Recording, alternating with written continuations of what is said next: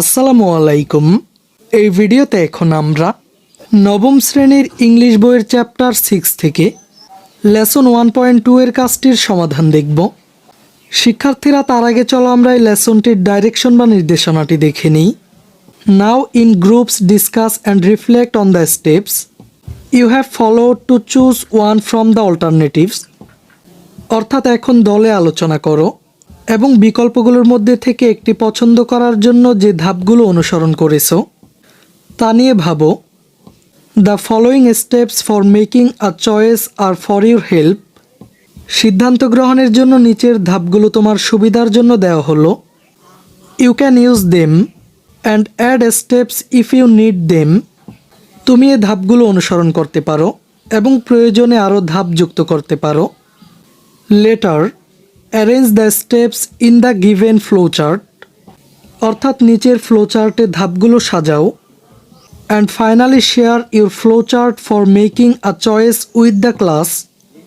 এবং সবশেষে শ্রেণীতে তা শেয়ার করো। এর মানে হচ্ছে আগের ক্লাসে আমরা যে প্রক্রিয়ায় বিকল্পগুলোর মধ্য থেকে একটি পছন্দ করেছিলাম, সেক্ষেত্রে পছন্দ করার জন্য আমরা যে ধাপগুলো অনুসরণ করেছিলাম তা একটি ফ্লোচার্টের মাধ্যমে সাজাতে হবে।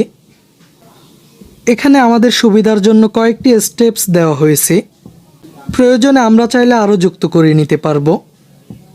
এখানে প্রথম স্টেপসটি হলো explore more about the alternatives.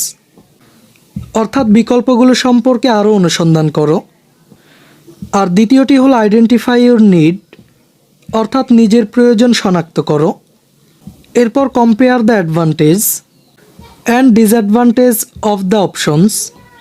অর্থাৎ বিকল্পগুলোর সুবিধা এবং অসুবিধাগুলো তুলনা করো। এরপর রিভিউ ইউর চয়েস। নিজের পছন্দ পর্যালোচনা করো। আর সবশেষ সিলেক্ট দ্য সুইটেবল অপশন। অর্থাৎ উপযুক্ত পছন্দটি বাছাই করো।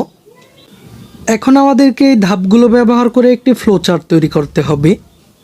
তো শিক্ষার্থীরা, চলো আমি তোমাদেরকে একটি নমুনা ফ্লোচার্ট দেখিয়ে দিচ্ছি। এখানে প্রথম স্টেপ বা ধাপটি হলো explore more about the alternatives. অর্থাৎ বিকল্পসমূহের ব্যাপারে আরও খতিয়ে দেখো। এরপর দ্বিতীয় ধাপটি হলো identify our needs from among the alternatives. অর্থাৎ বিকল্পগুলোর মধ্য থেকে নিজের প্রয়োজন শনাক্ত করো।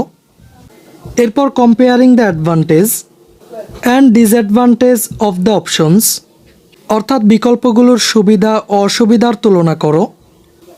এরপর রিভিউইং আওয়ার চয়েস। অর্থাৎ আমাদের পছন্দ পর্যালোচনা করো। আর সবশেষ ধাপটি হলো সিলেক্টিং দ্য সুইটেবল অপশন।